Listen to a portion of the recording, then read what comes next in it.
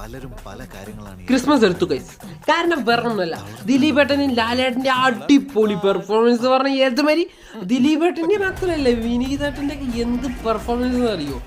എല്ലാവരും നല്ല മാസമായിട്ട് കോമഡി ആയിട്ട് എന്താ പറയാ, നമുക്ക് തിയേറ്ററിൽ ഗണിച്ചൊന്ന് ക്ലാപ്പ് അടിച്ച് കൂകി നിലവിളിക്കാനൊക്കെ തോന്നും. അത്രയ്ക്കും രോമാഞ്ചം, അടിപൊളി.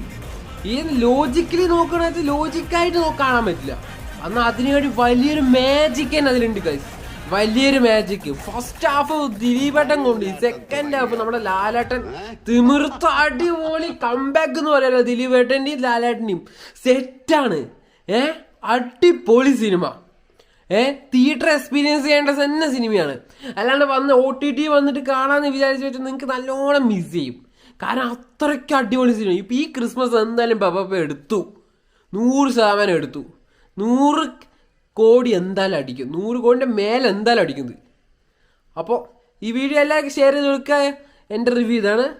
അടുത്ത വീഡിയോ കാണാൻ ബൈ ഗൈസ്.